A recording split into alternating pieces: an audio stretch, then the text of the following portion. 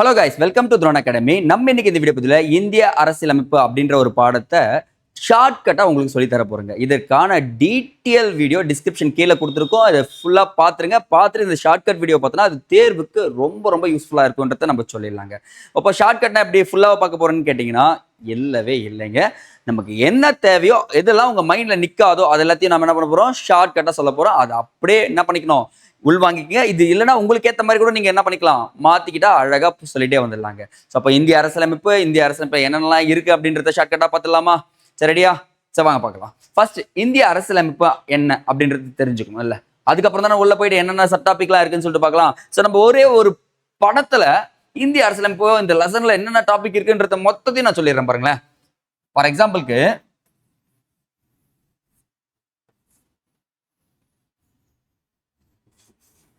Okay, இந்தியான்ற ஒரு நாடு இருக்கு. இந்த நாடு இயங்குறதுக்கு என்ன தேவைன்னா முக்கியமா உள்ளே இருக்கு பாருங்க, அரசியல் அமைப்பு தேவையா? ஒரு நாடு இயங்கத்துக்கு அச்சாணியா எது இருக்கு? அரசியல் அமைப்பு இருக்கு. அவ்வளவுதான். அப்போ இந்த நாட்டுல மக்கள் இருப்பாங்க. செகண்ட் பாருங்க, இந்த நாட்டுல யார் இருப்பாங்க? மக்கள் இருப்பாங்க. அப்ப அவங்களுக்கு என்ன தரணும்னா மக்களுக்கு குடியுரிமை தரணுமா பாருங்க. ரெண்டாவது பாகம் என்ன தரணும்? ஃபர்ஸ்ட் ஒரு நாடு அரசியலமைப்பு தேவைப்படுது, முதல் பாகம். தேசிய மற்றும் ஒன்றியம் முதல் பாகம் பகுதி. ரெண்டாவது பாருங்க, குடி உரிமை. மக்களுக்கு என்ன கொடுக்குறோம்? குடி உரிமையை கொடுக்குறோம் அந்த நாட்டில் இருக்கிற மக்களுக்கு.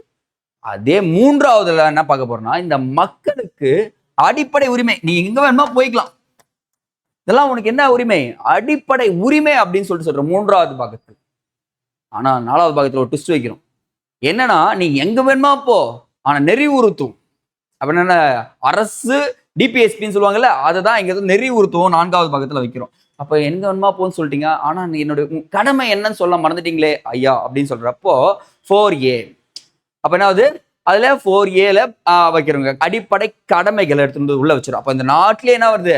அரசியலமைப்பு வருது, குடியுரிமை வருது, அடிப்படை உரிமை வருது. அடிப்படை உரிமை கொடுத்தவங்களுக்கு நெறிவுறுத்தவும் செய்யறோம், நெறிவுறுத்தினவங்களுக்கு அடிப்படை கடமைனா என்னன்னு சொல்லிட்டோம். இதெல்லாம் சொல்றது யாரு? மத்திய மாநில அரசுகள். முடிஞ்சுச்சா பாருங்க, மத்திய மாநில அரசுகள். இதை பத்தியும் இங்கதான் பார்க்க போறோம்.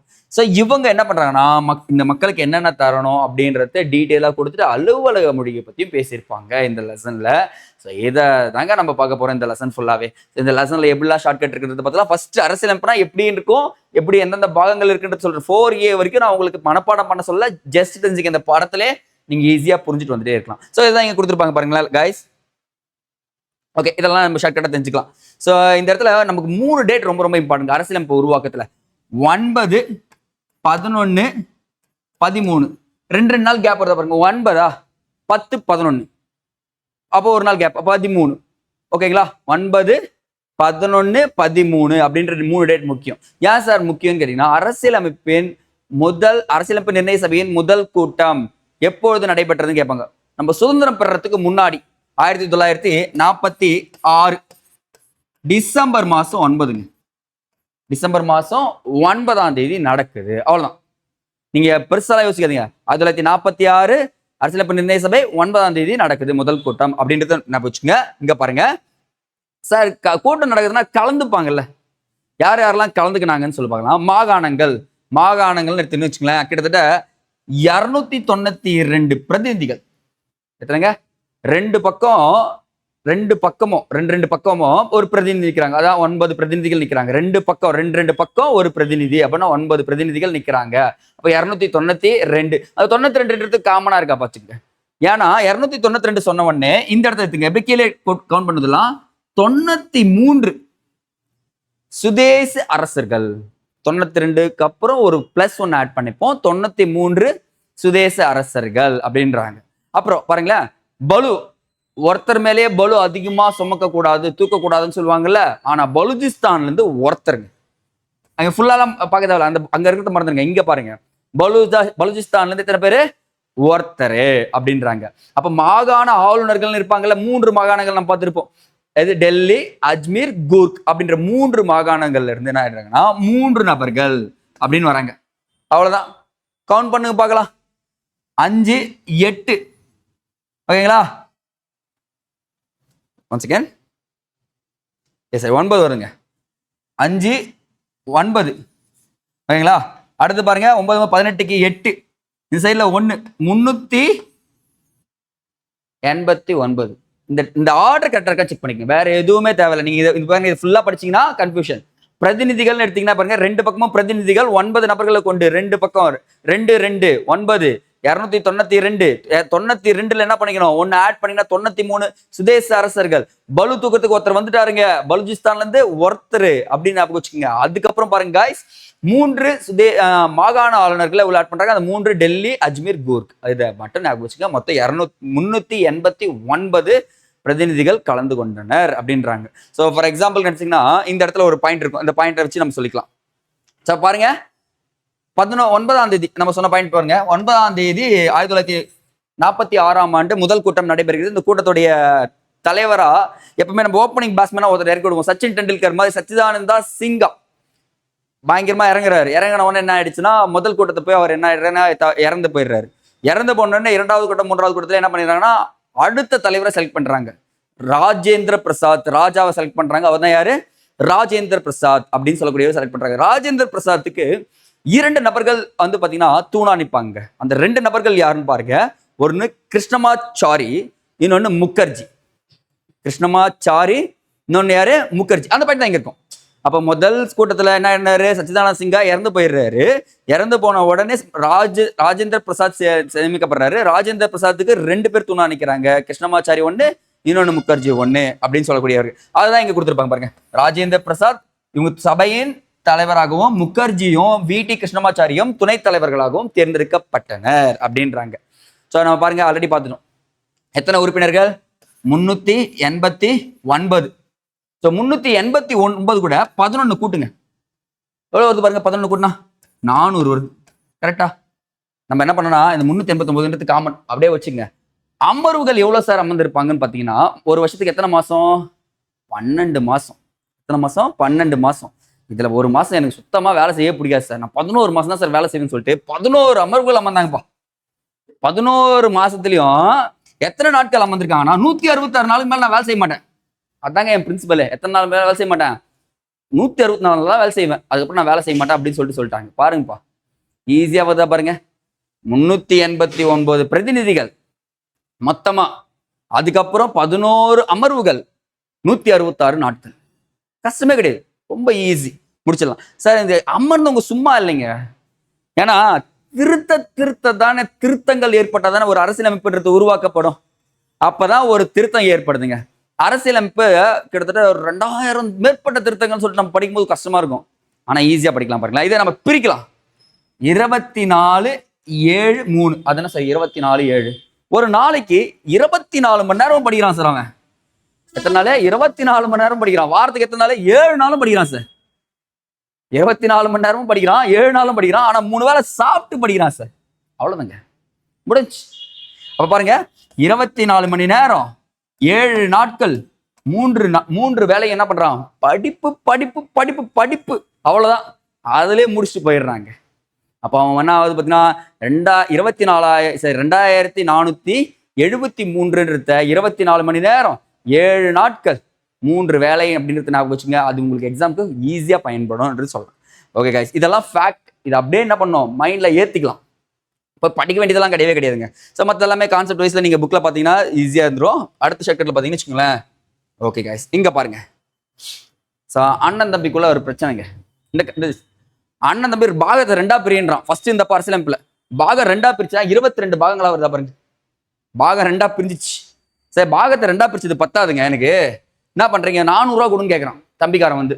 தம்பி 400 ரூபா கேட்கறப்ப அண்ணன் என்ன சொல்றான், என்கிட்ட 400 ரூபா இல்ல தம்பி, 5 ரூபா கம்மியா இருக்கு. அப்ப எவ்வளவு என்ன இருக்கு, 395 ரூபா தான் இருக்குதுன்றாரு. ஐயோ, 400 ரூபாய்க்கு எத்தனை இருக்குது, 395 ரூபா. அதுக்கு பதில் என்ன பண்ண சொல்ற, 8 தென்னை மரம் மட்டும் என் பேர்ல இதுன்றாரு. எத்தனை தென்னை மரம், 8 தென்னை மரம். முடிஞ்சு போச்சு. அண்ணன் தம்பி 2 பேருக்குள்ள 2 பாகமா பிரிக்க சொல்றானா, 22 பாகமா. 400 ரூபாய் எவ்வளவு கம்மியா இருக்குன்னு சொன்னா, 5 ரூபாய் கம்மியா இருக்கணும். அப்போ 395 ஆர்டிகல் சட்டப்பிரிவுகள், 8 அட்டவணை சொல்றான். 8 அட்டவணை 8 தென்னை மரம்ன்றதை ஞாபகம் வச்சுங்க. அவ்வளவுதாங்க. ஃபர்ஸ்ட் இருந்தது எவ்வளவுனா இவ்வளவுதான் சொல்லலாம்.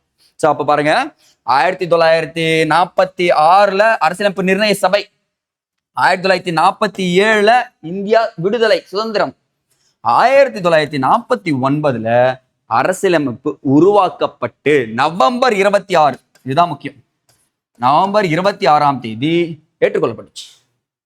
அவ்வளவுதான். நவம்பர் 26 ஏற்றுக்கொள்ளப்பட்டது. இந்த இயர்லாம் அப்படியே பாத்தீங்கன்னா 46 அது அப்படியே வந்துட்டே இருக்கு. ஏற்றுட்டாங்க. இத்தனை பாகங்கள் வச்சு என்ன பண்ணிட்டாங்க, பிரிச்சு கொடுத்துட்டாங்க அப்படின்னு சொல்லிட்டு.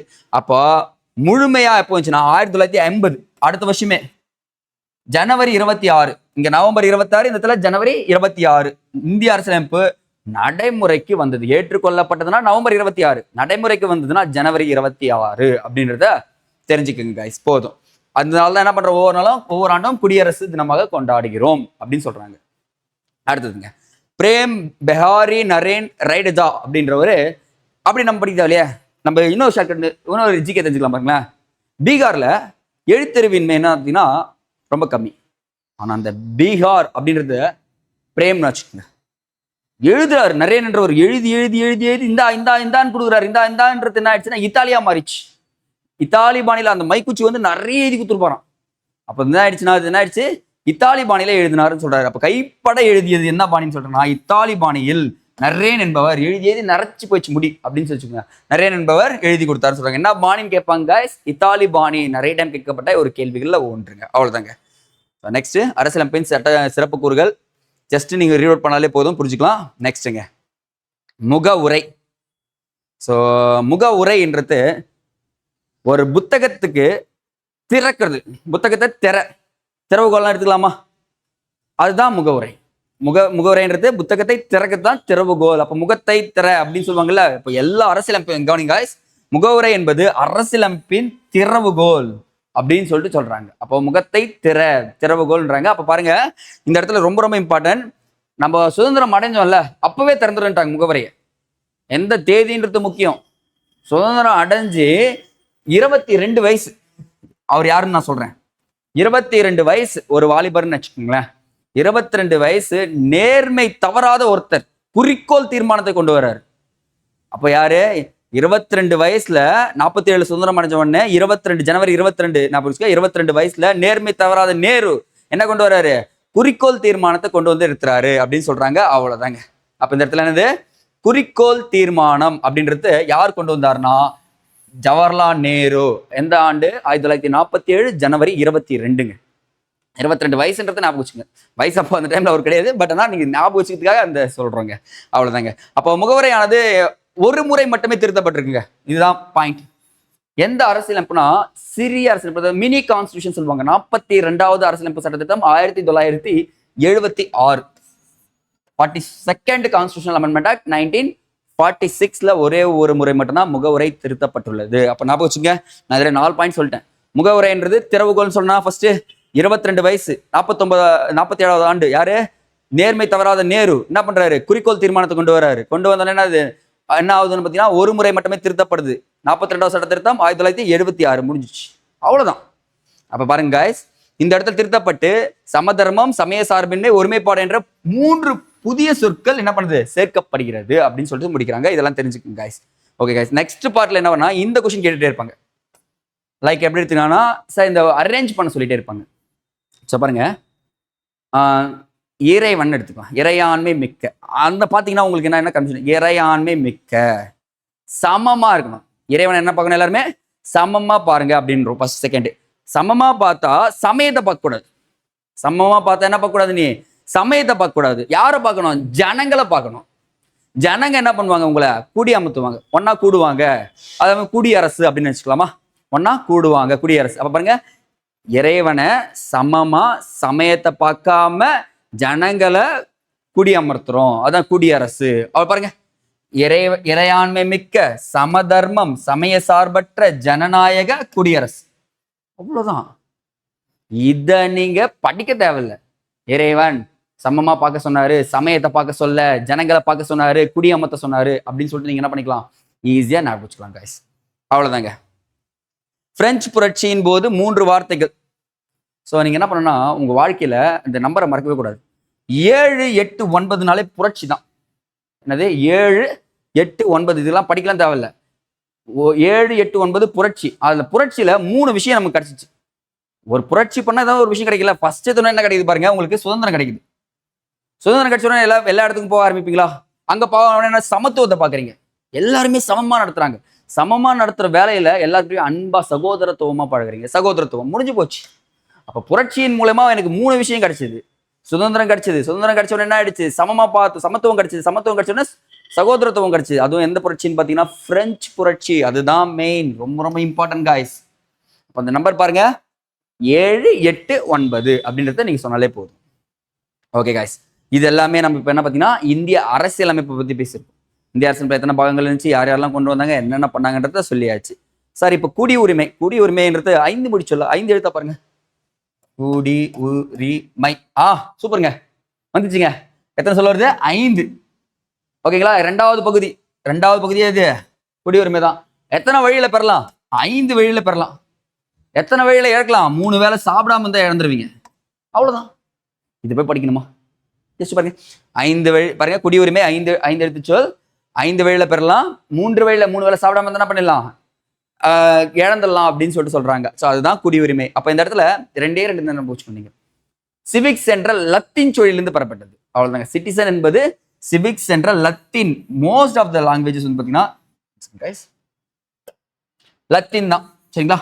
லத்தீன் மொழியிலிருந்து பெறப்பட்டது. இது ஞாபகம் வச்சுங்க. இந்த ஆர்டிகல் முக்கியங்க. ஸோ பகுதி 2ன்றது முக்கியம். ஆர்டிகல் வந்து சார் எனக்கு குடியுரிமை என்பது நான் 5வது வகுப்பிலிருந்து 11வது வகுப்பு வரை என்ன உட்கார வச்சு குடியுரிமை கொடுக்குறாங்க அப்படின்னு தெரிஞ்சுங்க. என்ன பண்றாங்க? உட்கார வச்சு குடியுரிமை கொடுத்துட்டாங்க. பாருங்க, 5 வழியில கொடுக்குறாங்க. 3 வழியில 3 வேளை சாப்பாடு போட்டு படிக்க வைக்கிறாங்கன்ற மாதிரி ஞாபகம் வச்சுக்கோங்க. அப்ப 5 வழியில பெறலாம், 3 வழியில என்ன பண்ணலாம்? இழந்துடலாம் அப்படின்னு தெரிஞ்சுங்க. இதுதாங்க குடியுரிமை பத்தி ஃபுல்லாவே சொல்றாங்க. சரிங்க சார், இந்த சட்டம் எப்ப சார் இயற்றப்பட்டது? இதுவும் ஈஸி. இங்க போட பாத்தீங்களா 5 அது பக்கத்துல ஒண்ணு இல்லைங்க, 1955ங்க. முடிஞ்சு போச்சு. குடியுரிமைன்றது 5 பெரும் வழி 5 இது ரெண்டுத்தையும் ஆட் பண்ணி பக்கத்துல 19 தெரியும் நமக்கு. 1955. அப்ப குடியுரிமை சட்டம் இயற்றப்பட்ட ஆண்டு எப்போன்னு பாத்தீங்கன்னா 1955 அப்படின்றத தெளிவா வச்சுங்க, ஞாபகம் வச்சுக்கோ. ஆனா இது எத்தனை முறை திருத்தப்பட்டிருக்குன்னா கொஸ்டின் இருக்கு. இதுதான் உங்களுக்கு 9 முறை திருத்தப்பட்டிருக்கு. அவ்வளவுதாங்க. எத்தனை முறை திருத்தப்பட்டிருக்கு? 9 டைம்ஸ் வந்து திருத்தப்பட்டிருக்குன்றது ஞாபகம் வச்சுன்னா போதுங்க. ஸோ குடியுரிமை பெறுதல், இழத்தல் இது எல்லாமே கான்செப்ட் வைஸ் ஜஸ்ட் நீங்க பார்த்துட்டாலே போதுமானது. Next one. ஓகே சார், நீங்க இந்தியா நாட்டில் எனக்கு குடியுரிமை கொடுத்துட்டீங்க, 5 வழியில பெறலாம்னு சொல்லிட்டீங்க, 3 வழியில இழக்கலாம்னு சொல்லிட்டீங்க. சார் அடிப்படை உரிமை 3வது பாகத்தில் வச்சிருக்கீங்க சார், என்ன சார் சொல்ல வரீங்க அப்படின்னு பாத்தீங்கன்னா, அடிப்படை உரிமைன்றது நீங்க 12 வயசுல இருந்து 35 வயசு வரைக்கும் நீங்க ஜாலியா அனுபவிச்சுக்கலாம். உங்க யங் ஏஜ் செலவு பண்ணிக்கங்க அப்படின்றாங்க. அதான் பாருங்க ஆர்டிகல் சொல்லிருக்காங்களா பாருங்க. 12ல இருந்து 35 வரை. இதுதான் பாயிண்ட் உங்களுக்கு. 12 வயசுல இருந்து 35 வயசுக்கு என்ன பண்ணலாம்? அடிப்படை உரிமைகளை நீங்க ஜாலியா எடுத்துக்க போங்கப்பா அப்படின்னு சொல்லிட்டு கொடுத்துறாங்க. இந்தியா ஜாலியா எடுத்துக்கிறோம் நம்ம. அதான் கொடுத்துருப்பாங்க. ஓகேங்களா? ஜஸ்ட் நீங்க பதிலே போதும். இது என்ன சொல்றாங்கன்னா, இந்தியாவின் பகுதி 3 இந்தியாவின் மகாசாசனம் என்று அழைக்கப்படுது. இது ஒரு கொஸ்டின் பாருங்க. மகாசாசனம் அப்படின்னு என்ன அர்த்தம்? 12ல இருந்து 35 வயசு யோசிச்சு பாருங்க. அவ்வளவு வயசுக்கு ஜாலியா இருக்கலாம் அப்படின்னு சொல்லிட்டு சொல்லிடுறாங்க. முடிஞ்சிச்சுங்க. சார் அதான் சார் அரசியலமைப்புக்கு தீர்வு காணும் அடிப்படை சட்டப்பிரிவுன்னு சொல்றாங்க. 32. நமக்கு ஏதாச்சும் பிரச்சனைனா உயர்நீதிமன்றமோ உச்ச நீதிமன்றமோ போகலாம். டைரக்டா உச்ச நீதிமன்றத்துக்கு போறீங்க. ஆனா அவன் எத்தனாவது நம்பர் கூப்பிடுறான்? நான் 32வது நம்பரை மட்டும்தான் உள்ள விடுவேன் அப்படின்னு. ஷர்ட்ல என்ன குத்தின்னு போனோம் நீங்க? 32ன்ற ஒரு நம்பரை குத்தின்னு போனா மட்டும்தான் உள்ள அனுப்புவாங்க. இல்லை என்ன பண்ண மாட்டாங்க, அனுப்ப மாட்டாங்க. சார் 31 குத்தின்னு போறேன், 30 குத்தின்னு போறேன், 32வது நம்பர் எடுத்துன்னு வா. நான் அப்பதான் உன்ன என்ன பண்ணுவேன்? அதுதான் உன் உரிமை. நீ நான் 35 15 எடுத்துட்டு அது உரிமை கிடையாது அப்படின்னு சொல்றாங்க. அப்ப 32 எடுத்துன்னு போனீங்கன்னா அரசியலமைப்புக்கு உட்பட்டு தீர்வு காணும் உரிமை அப்படின்னு சொல்லாங்க. ஸோ அப்ப உச்ச நீதிமன்றம் இதுதான் பாயிண்ட். உச்ச நீதிமன்றம் தான் உச்சியில, அதாவது அரசியலமைப்பின் பாதுகாவலன் யாருன்னா உச்சியில இருப்பான். நம்மளை பாதுகாக்கிறவன் யாரு? உச்சியில இருப்பான் அப்படின்னு தெரிஞ்சுக்க உச்ச நீதிமன்றம். அவ்வளவுதாங்க. ஸோ அதான் என்ன சொல்றாங்கன்னா இதயம் மற்றும் ஆன்மா அப்படின்றாங்க. இதயம் ஆன்மா 32. இந்த 5 பேராணைகள் கண்டிப்பா தெரிஞ்சு வச்சுக்கணும். இது ஜஸ்ட் ரீட் அவுட் பண்ணிக்கலாங்க. Okay guys, next. ஸோ அடிப்படை உரிமைகளை நம்ம 6ஆ பிரிச்சுக்கலாமா? ஃபர்ஸ்ட் நம்ம டாபிக் பார்த்துக்கலாம் பாருங்க. ஃபர்ஸ்ட் ஒன் சமத்துவ உரிமை. ஃபர்ஸ்ட் ஒன் சமத்துவ உரிமை. செகண்ட் ஒன் சுதந்திர உரிமை. சமமா இருக்கணும், சுதந்திரமா இருக்கணும். சமமா இருக்கிறது பெரிய விஷயம் கிடையாது, சுதந்திரமா இருக்கணும். சுதந்திரமா இருக்கிறது பெரிய விஷயம் கிடையாது. சுரண்டலுக்கு எதிராக இருக்கணும். சுரண்டலுக்கு எதிரான உரிமைன்னு எடுத்துக்கங்க. சுரண்டக்கூடாது அப்படின்னு நான் வச்சுட்டோம். சரிங்களா? ஃபோர்த் ஒன் பாருங்க, சமய சார்புரிமை. சமய சார்புரிமைன்னு சொல்றாங்க.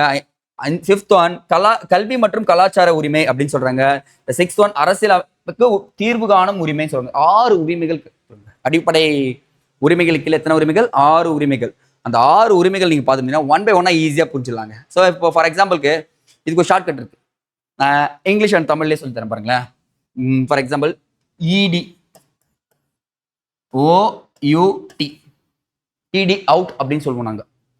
ஸோ இது 14, இது 15, இது 16, இது 17, இது 18. அவ்வளோதான். 14லேருந்து 18 வரைக்கும் ஆர்டிக்கல் எழுதிட்டேன். ஸோ ஈனா பாருங்க, ஈக்குவாலிட்டி. ஈக்குவாலிட்டி தமிழ் என்னது? அனைவரும் சமம், சட்டத்திற்கு முன் அனைவரும் சமம். டிஸ்கிரிமினேஷன், பாகுபாடு காட்டுவதை தடை செய்தது. யாருக்கிட்ட என்ன பண்ணக்கூடாது? பாகுபாடு காட்டக்கூடாது. ஆப்பர்ச்சுனிட்டி, ஃபார் ஆப்பர்ச்சுனிட்டி, பொது வேலைகளில் சம வாய்ப்பு கொடுக்கணும். எல்லாருமே சம வாய்ப்பு கொடுத்தாங்கல்ல, அதுதான் சொல்றாங்க. யூ ஃபார் அன்டச்சபிள், இந்த தீண்டாமையை ஒழிக்கணுங்க, அவ்வளவுதாங்க. U for untouchable. T for titles, இந்த பட்டங்கள்லாம் வச்சுக்கூடாது. இப்ப சீமராஜான்ற பட்டம்லாம் யாரும் வச்சுக்கூடாது, அவ்வளவுதான். ஓகேங்களா? அந்த மாதிரி பட்டங்கள்லாம் நம்ம வச்சுக்க கூடாதுன்னு சொல்றாங்க. அப்ப பட்டங்கள் ஒழிக்கப்படணும் அப்படின்னு சொல்றாங்க. அப்ப இந்த இது நீங்க ஈஸியா தெரிஞ்சுக்கிட்டீங்கன்னா அடுத்ததெல்லாம் ரொம்ப ரொம்ப ஈஸி. அந்த 14லேருந்து 18 வரைக்கும்ன்றது இடி அவுட்னு வச்சுக்கோ. இடி அவுட் இது இங்கிலீஷ்ல எழுதி நீங்க தமிழ்ல பாத்தீங்கன்னா இன்னும் யூஸ்ஃபுல்லா இருக்குங்க. ரெண்டாவது பாருங்க, சமத்துவம் பார்த்தாச்சு. சுதந்திரம், இது ரொம்ப ஈஸியான விஷயம். சார் நான் ரொம்ப பேசுவேன் சார். ரொம்ப பேசுவியா? இந்தா பேச்சு உரிமை கொடுத்துட்றேன் சார். நான் பேசும் போது என் கருத்தை தெரிவிப்பேன். இந்தா அப்போ கருத்து சொல்லிக்கோ சார். கருத்து மட்டும் சொன்னா போதா சார், எனக்கு அமைதியான முறையில் ஒரு இடத்துல கூட்டம் போடணும் சார். கூட்டமும் கூட போறியா? சரி பாருங்க, அப்படியே கொடுத்துட்றாரு. கூட்டம் கூட உரிமையாக கொடுத்துறாங்க சார். கூட்டம் கொண்டா அடிக்கிறாங்க சார், சங்கம் சேர்த்துக்கிறேன் சார். சேர்த்துக்கோ. அப்போ சங்கங்களும் கொடுத்துட்றான். அப்புறம் இந்திய நாட்டுக்கு விரும்பிய இடத்தில் வசிக்கும் உரிமை எல்லாத்தையும் கொடுத்துட்றாங்க. ஆனா எல்லாத்தையும் கொடுத்துட்டு 19ல 20ல ஒரு ட்விஸ்ட். திடீர்னு உங்க மேல குற்றம் சாட்டினா அந்த குற்றம் சாட்டப்பட்ட நபர்களுக்கு ஆனா உரிமை மற்றும் தண்டனையிலிருந்து பாதுகாக்கும் பாதுகாப்பு பெரும் பெருமை.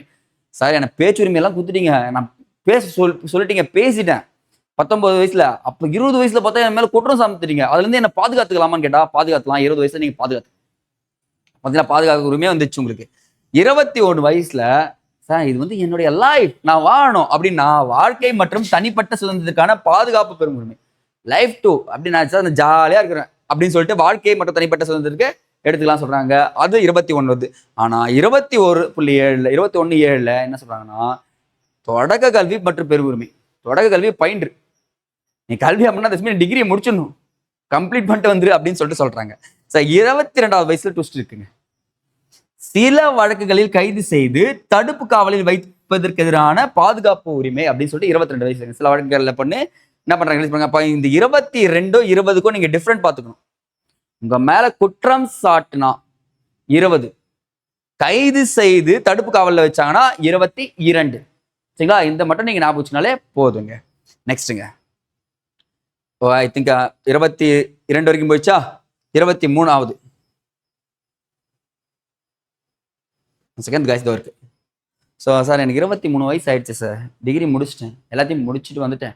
பட் ஆனால் எனக்கு வேலை செய்யணும், கட்டாய வேலை செய்யக்கூடாது, பிடிச்ச வேலை செய்யணும், கொத்தடிமையை நடத்தக்கூடாது, மனித தன்மையை இருக்கணும் அப்படின்னு சொல்லக்கூடியதுதான் இதுங்க. அப்போ கட்டாய வேலை, கொத்தடிமை, மனித தன்மையற்ற வியாபாரத்தை தடுத்தல். 23ல அது பண்ணவே கூடாது.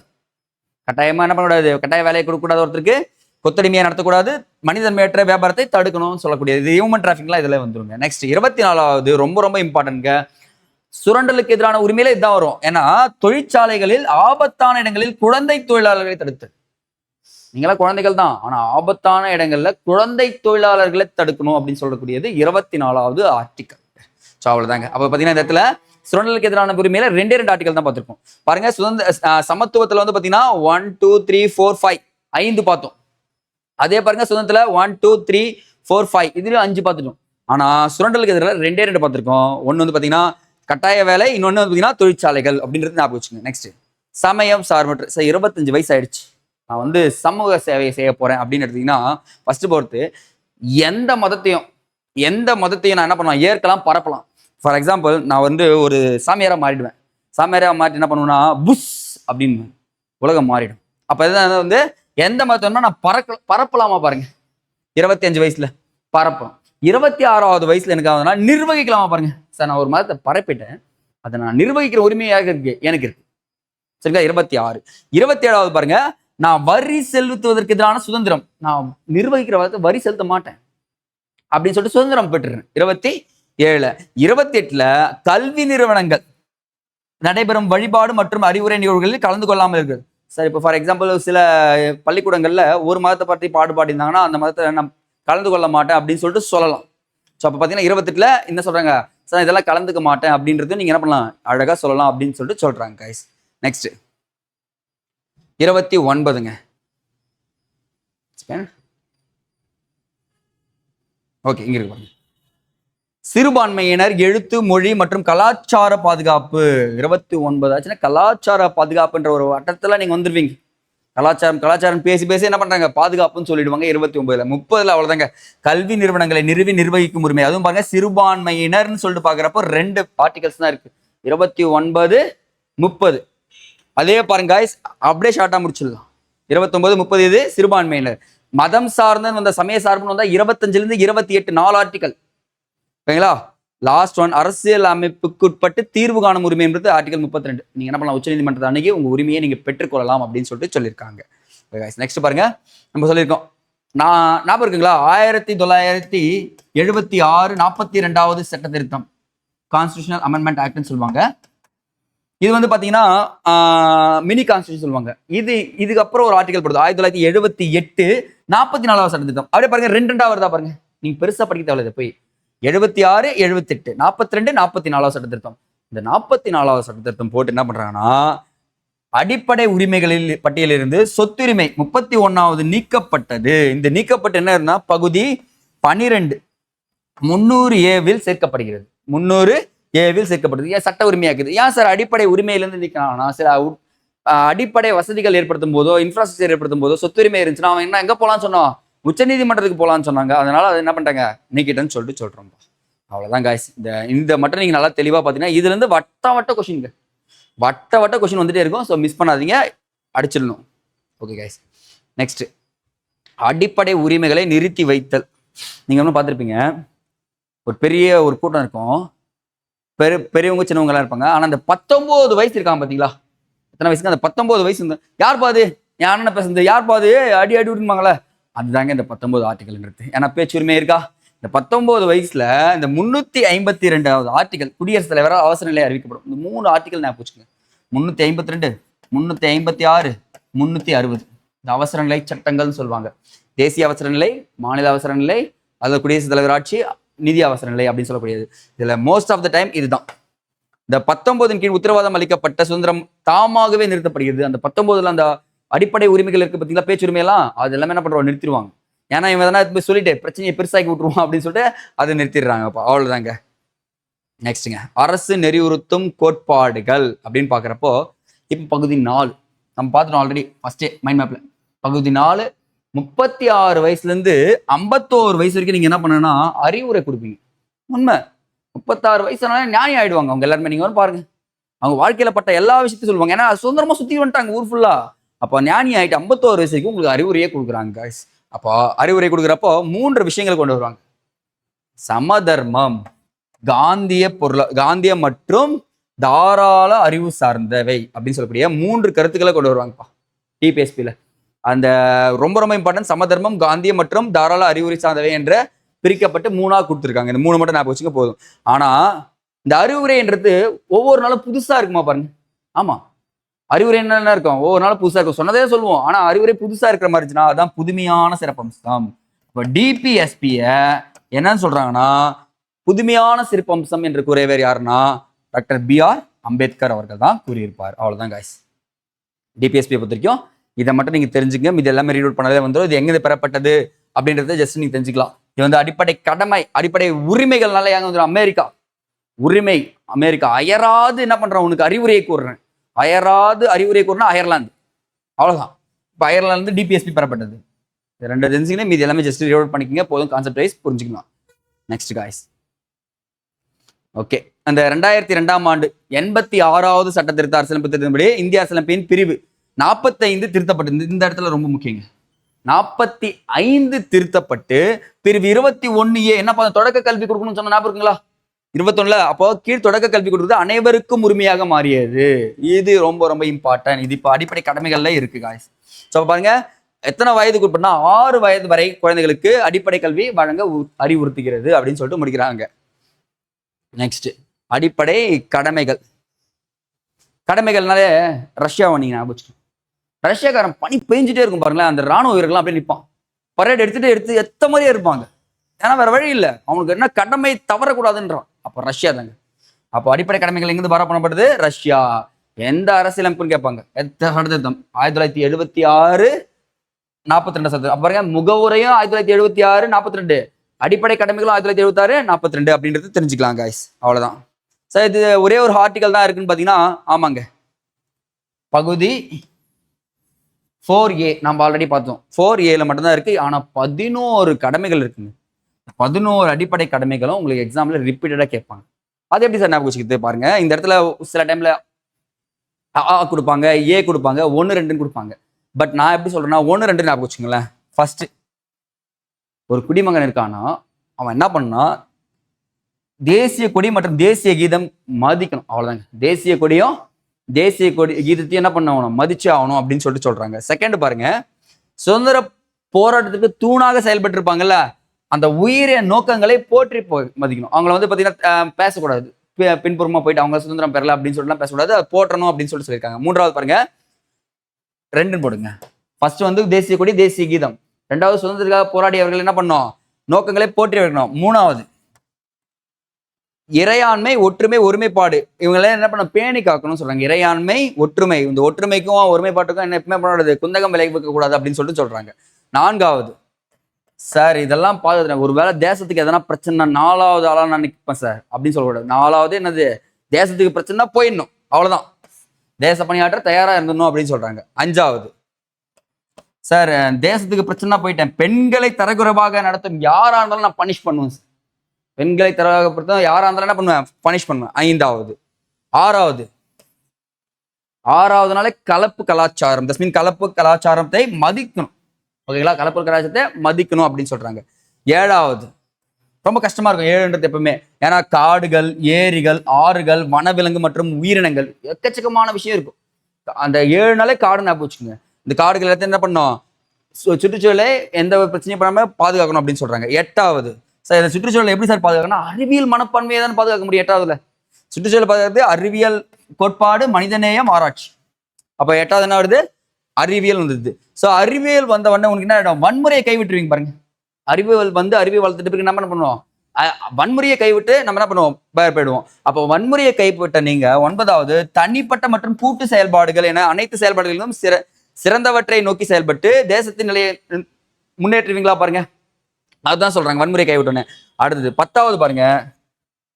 சரி கைஸ், நம்பர் சேஞ்ச் பண்ணிட்டேன். இது 10, இது 11. ஓகேங்களா. 6 முதல் 14 வயது வரை குழந்தைகளுக்கு அனைவருக்கும் கல்வி அப்படின்ற ஒரு விஷயத்த கண்டிப்பா கொடுத்தாகணும். ஏன்னா கல்வி மட்டுமே ஒருத்தனை உயர்த்துன்றதை அதிகமா நம்பக்கூடியதுல நம்மளும் ஒருத்தவங்க. அவ்வளவுதாங்க கைஸ். சார் நெக்ஸ்ட் கைஸ், நடுவண மாநில உறவுகள், ஐ மீன் சென்ட்ரல் ஸ்டேட் ரிலேஷன் சொல்லுவாங்க. ஜஸ்ட் நீங்க இதை பாத்துங்க. ஆனா இந்த இடத்துல முக்கியமானது 7. நம்ம என்ன சொன்னோம்ல, 7 நாள் பிரச்சனை தான் சார் சொல்லிட்டு காடுகள் அப்படி ஞாபகம் இருக்குல்ல. 7வது அட்டவணையில 3 பார்ட்ஸ் கொடுக்குறாங்க கைஸ். இங்க பாருங்க, சட்டம் இயற்றும் அதிகாரம் சொல்லிட்டு. ஓகேங்களா. ஃபர்ஸ்ட் இங்க இருந்தது பாருங்களேன், 97 இருந்துச்சு, 64, 47 மத்திய பட்டியல், மாநில பட்டியல், பொது பட்டியல் அப்படின்னு சொல்லிட்டு 7வது அட்டவணையில குறிப்பிடப்பட்டிருக்கும் 3 பட்டியல்கள். ஸோ இந்த 3 பட்டியல்களும் இப்ப என்ன ஆயிடுச்சுன்னா இன்க்ரீஸ் பண்ணிருக்காங்க. 97ல இருந்து 3 இன்க்ரீஸ் பண்ணிட்டாங்க. எத்தனை வந்துச்சு, 97ல 3 போச்சு, 3 பிளஸ் பண்ணா எவ்வளவு, 100. இப்ப 66 பார்த்தல, 66ல இருந்து 5 மைனஸ் பண்ணிட்டாங்க. இது பிளஸ், இது மைனஸ். 5 மைனஸ் பண்ணா எவ்வளவு வருது, 61. 47 பார்த்தோமா, எக்ஸாக்ட்லி 47 பார்த்தோம். 47ல இருந்து பிளஸ் 5 போட்டாங்க, எவ்வளவு வந்துச்சு, 52. முடிஞ்சு போச்சு பாருங்க, படிக்கலாம் தேவையில்ல. 3 வந்து பிளஸ் பண்ணோம், 100 வந்துச்சு. 66ல இருந்து 5 மைனஸ் பண்ணோம், 61 வந்துச்சு. 47ல இருந்து பிளஸ் 5 பண்ணோம், 52 வந்துச்சு. அப்ப பாருங்க, மத்திய பட்டியல், மாநில பட்டியல், அடுத்தது வந்து பாத்தீங்கன்னா பொது பட்டியல் அப்படின்னு சொல்லிட்டு வராங்க. இப்ப பொது பட்டியல 52 துறைகள் இருக்கிறது அப்படின்னு சொல்லிட்டு ஞாபகம் வச்சுங்க போதும். ஸோ இந்த 5 துறைகள் ரொம்ப ரொம்ப இம்பார்ட்டன்ட்ங்க. கல்வி, காடுகள், எடைக்கற்கள், அளவுகள், பறவைகள், வனவிலங்கு சரணாலயங்கள், இந்த 5 நீங்க பார்த்து வச்சுங்க, உங்களுக்கு தேர்வுக்கு பயன்படும். நெக்ஸ்ட் காய்ஸ், நிர்வாக உறவுகள் இதெல்லாம் படிச்சுக்கலாம். ஜஸ்ட் இதை நீங்க தெரிஞ்சுங்க போதும். ஓகே காய்ஸ், இதுதான் ரொம்ப ரொம்ப இம்பார்ட்டன்ட். இந்த இந்திய அரசியலமைப்பு சட்டப்பிரிவு 280 ரூபாய். சார் 300 ரூபாய்க்கு 20 ரூபாய் கம்மியாகுது. எவ்வளவு நிதி உறவுன்னு சொல்லிட்டு பாக்குறப்போ, ஓகேங்க, இந்திய அரசியலமைப்பு, ஆமாங்க, நிதி உறவு. இந்த இடத்துல இந்திய அரசியலமைப்பு சட்டப்பிரிவு 280 எதை சொன்னா நிதி ஆணையம் அப்படின்னு சொல்லிட்டு சொல்றாரு. அது யாரால் அமைக்கப்படுதுன்னா குடியரசுத் தலைவரால் அமைக்கப்படுகிறது அப்படின்னு சொல்றாங்க. ஜஸ்ட் நீங்க பாத்துங்க போதும். ஓகே, நெக்ஸ்ட், இது ரொம்ப இம்பார்ட்டன்ட்ங்க. மத்திய மாநில உறவுகளை ஆராய இந்திரா காந்தி அம்மையாரால் ஒரு குழு அமைக்கப்படுது 1983. அவங்க 84 மரணம் அடைகிறாங்க. இந்திரா காந்தி அம்மையார் 1984 மரணம் அடைவாங்க. 83 ஒரு குழு அமைச்சிட்டு போறாங்க. யார் தலைமையில்னா சர்க்காரியா அப்படின்னு சொல்லக்கூடிய ஒரு தலைமையில் என்ன பண்றாங்க, ஒரு குழு அமைச்சிட்டு போறாங்க. அந்த குழு 247 பரிந்துரைகளில் 180 பரிந்துரைகளை என்ன பண்றாங்க, நடுவண் அரசு செயல்படுத்தியது அப்படின்னு சொல்லிட்டு சொல்றாங்க. எத்தனை பரிந்துரைகள் செயல்படுத்தின்னு கேட்பாங்க. 247ல 180 ஞாபகம் வச்சுங்க. ஆனா எப்ப அமைக்கப்பட்டதுன்னு கேட்கிறப்போ இந்திரா காந்தி அம்மையார் 1984 மரணம் அடைகிறாங்களா, ஒரு வருஷத்துக்கு முன்னாடி அமைச்சிட்டு போயிடுறாங்க. யாரோட தலைமையில, சர்க்காரியா தலைமையில அப்படின்றத ஞாபகம் வச்சுங்க போதும். அடுத்ததுங்க, சார் அவங்க மட்டும் அமைச்சாங்க கேட்டா நம்ம தமிழக அரசு அமைச்சிருக்கு. ராஜா அப்படின்னு சொல்லக்கூடியவர் 1969 நல்ல ஃபேமஸான இயர். நம்ம தமிழ்நாடுன்னு பெயர் மாற்றம் வந்துச்சு, ஞாபகம் இருக்குங்களா? அப்போ இந்த இடத்துல யாரோட தலைமையில, PV ராஜமன்னார் தலைமையில், ராஜமன்னார் தலைமையில் அமைக்கப்பட்டிருக்கு. மூவர் குழுங்க. ஏன்னா குழுனாலே எப்பவுமே 3 பேர் ஞாபகம் வச்சுங்க கைஸ். மூவர் குழு அமைக்கப்படுது. That's enough. நெக்ஸ்ட்டுங்க, அலுவலக மொழிகள். நான் மொழிகளை பத்தி படிக்கிறப்போ 6வது 7வது படிக்கிறப்போ என் ஃப்ரெண்ட்ஸ் எல்லாம் பேசிட்டே இருப்பாங்க. அது என்னன்னா 143 பேசுவாங்க. எனக்கு அப்பெல்லாம் ஒன்றும் புரியாது, இப்பவும் புரியாது. பட் ஆனால் இங்க என்னன்னா அலுவலக மொழிகள் பாருங்க கைஸ், 17லேருந்து ஜஸ்மின் 17ல 343 143 என்னாச்சு 343 மாத்திக்கங்க. 351 வரைக்கும் மொழிகளை பத்தி பேசுது. அதுவும் அலுவலக மொழிகள் பத்தி பேசுகிறது. 14 மொழிகள் அரசியலமைப்பில் 8வது அட்டவணையில் அங்கீகரிக்கப்பட்டுள்ளதுன்னு சொல்றாங்க. 22 அங்கீகரிக்கப்பட்டவை. ஓகேங்களா, 14 மொழிகள் அரசியலமைப்பில் 8வது அட்டவணையில் அங்கீகரிக்கப்பட்டிருந்தன. தற்போது 22 மொழிகள் அங்கீகரிக்கப்பட்டுள்ளதுன்னு சொல்றாங்க. பாத்துங்க. ஓகே கைஸ், அவ்வளவுதான், பட்டியலிட்டாச்சு. ஸோ இது ஒரு பிரச்சனை. இந்த டியூஸ் தான் ரொம்ப ரொம்ப இம்பார்ட்டன்ட். 2004ஆம் ஆண்டு வருதுங்க. செம்மொழிகள் கிளாசிக்கல் லாங்குவேஜ்னு வரப்போ எடுத்த உடனே தமிழ் அடிச்சிட்டாங்க. செம்மொழியில யார் 2004 யாரு செம்மொழியில யார் வந்து ஃபர்ஸ்ட் தமிழ். அடுத்த வருஷம் போட்டிக்கு வந்து நிற்கிறான் சமஸ்கிருதம். நீங்க எப்படி தமிழ் எடுத்தீங்க? சமஸ்கிருதம் நானும் ஒரு கிளாசிக்கல் லாங்குவேஜ் தான் சொல்லிட்டு 2வதா வந்துட்டான். யாரு 2005ல 2004 தமிழ், 2005ல யாரு சமஸ்கிருதம். 3வதா வராங்க, 2 பேர் வராங்க. 3வதா வரும்போது 2 பேர் சேர்ந்து வராங்க அடிக்கிறதுக்கு. முதல் தமிழ் அடிச்சிட்டாங்க எல்லாரையும், சமஸ்கிருதமும் வந்துட்டாங்க. 3வதா 2 பேர் சேர்ந்து வராங்க. யாருன்னா தெலுங்கும் கன்னடாவும். ஏன்னா தெலுங்கும் கன்னடாவும் பார்த்தீங்கன்னு வச்சுக்கோங்களேன் ஈஸியாக கற்றுக்கக்கூடிய லாங்குவேஜஸ். ஒன்றும் இல்லை, அப்படியே ரெண்டுமே கொஞ்சம் கொஞ்சமாக இருக்கும், புரிகிற மாதிரி தான் இருக்கும். அப்போ என்னன்னா 2008ஆம் ஆண்டு ரெண்டுமே ஒன்றா வந்துச்சு. ஸோ அப்போ மலையாளம் அடுத்தது பார்த்தீங்கன்னா மலையாளம் வந்து பார்த்தீங்கன்னா 2013 மலை மேலே ஏறுறதுக்கு என்ன ஆயிடுச்சு, 2008ல் ஏற ஆரம்பிச்சுங்க மலையாளம். என்ன எப்போ போய் ஏறினேன் மலையை 2013 தான் போய் ஏறினேன் அப்படின்னு சொல்கிறாங்க. ஸோ மலை ஏறி முடிச்ச உடனே என்ன பண்ணிட்டேன், ஓடிட்டேன். எங்கே? ஒடிசாவுக்கு. எப்போ? 2014. அவ்வளோதான், ரொம்ப கஷ்டம் கிடையாது. 2004 தமிழ், 2005 சமஸ்கிருதம், 2008ல் 2 பேர் வந்தாங்க. யார் தெலுங்கும் கன்னடாவும். என்ன பண்ண ஆரம்பிச்சாங்க, மலை ஏற ஆரம்பிச்சாங்க.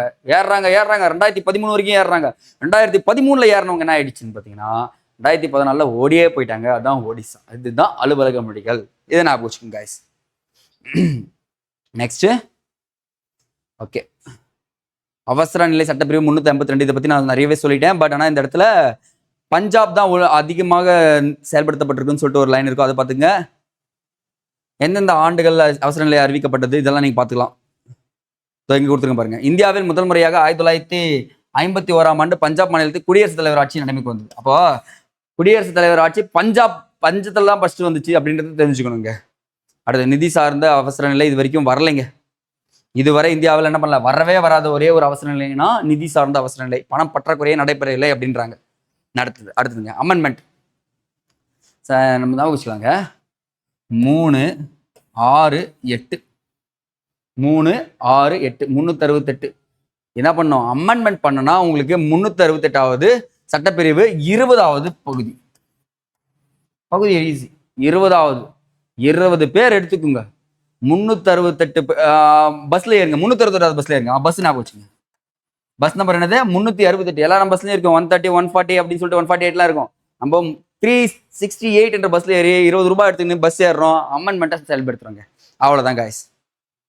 ஓகே காய்ஸ், இதெல்லாம் ஜஸ்ட் ஃபேக்ட், நீங்க தெரிஞ்சுக்கலாம். மினி கான்ஸ்டியூஷன் இதை பத்தி நம்ம டீட்டெயிலாக சொல்லியாச்சு. அடுத்து 2 குழுக்கள்.